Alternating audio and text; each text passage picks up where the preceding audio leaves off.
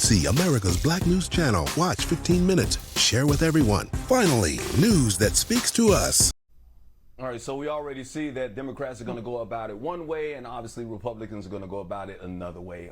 Joining us right now are our two favorite Candaces, Cole and Kelley, of course, our D.C. correspondent and our Justice correspondent joining us right now. Ladies, welcome to the show. We're going to get into the individual senators in a second, but just as two black women, and Candace, Kelley asked you this yesterday, just your overall thoughts of seeing history in the making, a black woman being nominated and being questioned and having her opening statements as a Supreme Court Justice nominee. Let's start with you, Candace Kelly. Like you said, like you said, this is someone who, when she made her statement, she talked about the origin of her name. She talked about the roots of her family, which are so important. These are ideals and ideas that we identify with. And I think that we see a lot of ourselves in a Ketanji Brown Jackson, as opposed to a Clarence Thomas. We see her in the way that we wear our hair. We see her in our skin color. We see her in our disposition. We see, as you talked about earlier, the smile that she probably puts on in public and then maybe behind closed doors is a little bit different because she really understands what's at stake, but she knows how to wear the mask, and that's what we all do. So for me, it just hit home in terms of the many attorney friends that I have who have, had clerkships too, done billable hours, made great progress only to be held back. And we know that she saw bumps along the way. So just identifying with her and seeing myself in her and seeing people around me that see herself in her, it's just a wonderful way to think about our place in the justice system. So Candace, Cole, what are the rules when it comes to asking questions? I watched all 4 hours. Seemed like clearly many of the senators are really stretching the truth. Well, Naja, as you know, these senators, they're going to push their own narratives out there. I mean, we've seen this clearly happen yesterday during opening statements with Senators Josh Hawley and Barbara Blackburn, as you just talked about. But the main rule here is that each senator is going to have 30 minutes to, go through their litany of questions with Judge Jackson to really try to get down to the bottom of some of those top line issues that they might have, digging into her record as a judge, who has sat on previous benches before, and then also her character. So, for today, and that's part of what makes this process so lengthy, is that each one will have, 30 minutes. That is the main rule that they're really adhering to. But insofar as, what they're able to bring up, and we've seen it time and time again with other hearings, there's really no real limitation on what they're going to be able to ask. Yeah, Candace, Kelley, it seems like the politicians on the Republican side more care about their political agendas, so to speak, even though Marsha Blackburn's trying to say that she has a hidden agenda. I don't know where that came from. Lindsey Graham's bringing up Judge Childs, another trying to pit another black judge against her in a sense.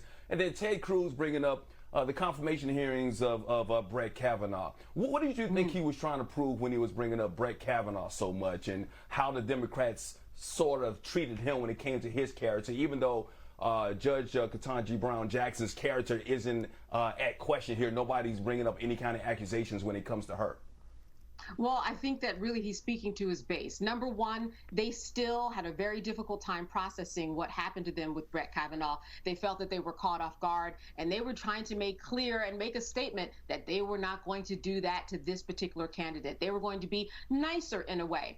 We also had tryouts from people who are running for president potentially in 2024. So they had to say things to rile up the base. And like Candace already spoke to, they can say anything that they want. You can't sue them for defamation. They can ask any question anyway, make it look like you're a pedophile, make it look like you support police brutality. But at the end of the day, they do have their agendas in terms of saying what they want to say and saying, hey, I've got a mic right now.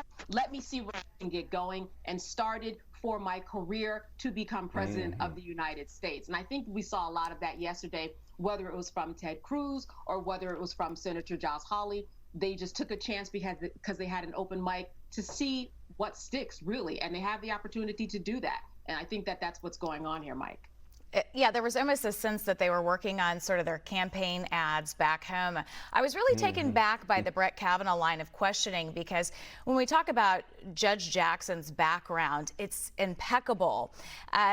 Kavanaugh at the time, if we remember, he was facing potential allegations of sexual assault. So the fact that they were even being compared, I thought was personally outrageous. But Candace Cole, speaking of Senator Josh Hawley, really does seem like he will stop at nothing to paint Jackson in the worst of lights. It was difficult to just sit there and not hear her have the opportunity to respond. Hopefully that we know that we're going to get that opportunity today. What do we expect to hear from her in response?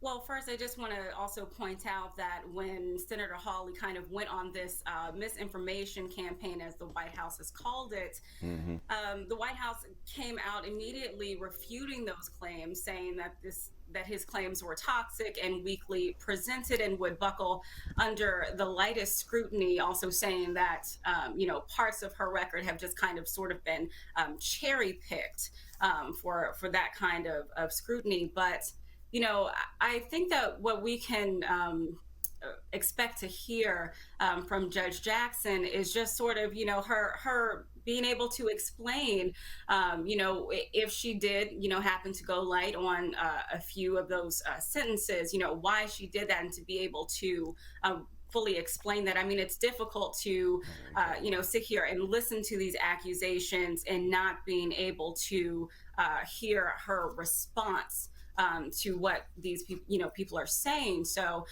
we've also read from some of the information that the White House has put out that, here recently, some judges have tended to issue lower sentencing in these child pornography cases where the production of the actual child pornographic material is not a factor. So I think, you have to look at all of those things. I think that these are, sort of the cheap shots that you would expect to come out of some GOP talking points.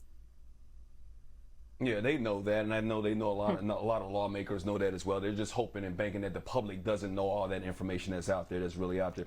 And I want to talk about some of the positives and how she composed herself in her answers and what she said, Candace, because I think that's important, because it is about her. And we know that these senators are out there on their own political agenda trying to get themselves voted back in office or a higher office or whatnot. But I want to talk about her decisions, over 570, I believe, written decisions. And she talked about how she comes about and how long her decisions are. And there's a reason for that, because she wants transparency, and she wants whoever, despite the outcome, whoever is she's making that decision about, to understand that they were heard. Candice Kelly, how important is that, and how is that going to help her in this confirmation hearing?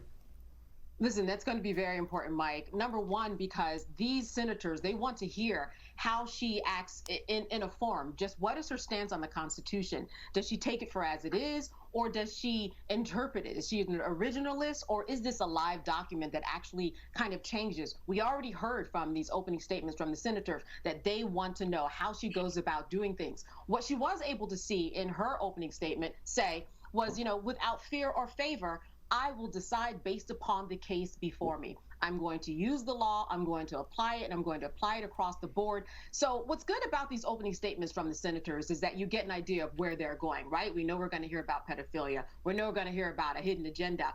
And we also know that she got a little bit ahead of it with her statement by saying exactly what she does in order to carry out the law. And that's exactly what they want to know. What are you going to say about abortion? What are you going to say about the Second Amendment? And while she's not going to get very specific, we at least know how she's going to approach it very fairly and very even kill in her process in terms of how she goes about thinking of it. No fear, no favor. And I think that was a wonderful way to get ahead of what is definitely going to happen today, Mike. And Candice Kelly, staying with you, we have time for just one more question, but I want to talk about just for a moment her diversity, because her diversity stretches beyond the diversity she brings to the table as a Black woman. She is a two-time graduate of Harvard, which is what we would expect for someone in that position, right? That's par for the course. But the diversity that she brings, in the sense that she's used that same incredible intellect, but applied it differently in her decision to represent criminal defendants who couldn't afford representation themselves, the only potential public defender to be on the court. Can you talk about the diversity, that type of diversity that's important at this point? It always makes a difference, Naja, when one person is in the room that has different experience that they can bring and shed light on. These criminal cases often make their way up to the Supreme Court, and these are cases that she has dealt with on a lower level. So if you have somebody that's on the Supreme Court and all they've done is kind of done billable hours and been behind a desk, as opposed to someone like her who's actually worked with people up close and personal, whether it's Guantanamo Bay or whether it's someone who has a criminal record and can't afford anybody, she can bring to bear and shed light on information about what it means to be someone and not have that person to represent them. She can talk specifically about what they've gone through and really inform them. These are justices that have been on the bench, except for Amy Coney Barrett, for years. She's going to make a difference when she gets in the room. And that ultimately makes a difference in terms of how people see people who come into their court, even in her dissent, even if she's a part of the 3 people who are expected to be the dissenters in many situations. Those dissents are very important. They lay out the rule of law in terms of why the dissent is wrong, and often people will go back to those dissents and make decisions. So her firsthand experience is exceptionally important and brings diversity to the Supreme Court, diversity that they certainly need. And kind of, they're kind of aged out, some of them too, in terms of the experience that they've had. She's fresh from the courts and fresh from dealing with people, and that's very important, even if she is just the one person in the room to speak on behalf of people who have come through the system. Criminal defense attorney, Thurgood Marshall comes to mind there, obviously, when it comes to that and things like that. So here we go. But of course, we know that they're going to use the fact that she defended Guantanamo Bay defendants against her, even though she was just doing her job. We understand that. Fireworks will really begin today. We understand that, Candice Kelly and Candace Cole. We know you guys will be all over it. We'll check back in with you at the top of the hour before the hearings get back underway. And make sure you stick with BNC throughout the day for live coverage of the hearings beginning this morning. Once again, at 9 a.m. Eastern, you won't see coverage like this anywhere else. So stick with BNC for the confirmation hearings of Ketanji Brown Jackson. Ahead on Start Your Day is like something straight out of the movie Twister. Look at that. More of this terrifying video, and yeah, Kevin's got more severe storms today. Right, Kevin?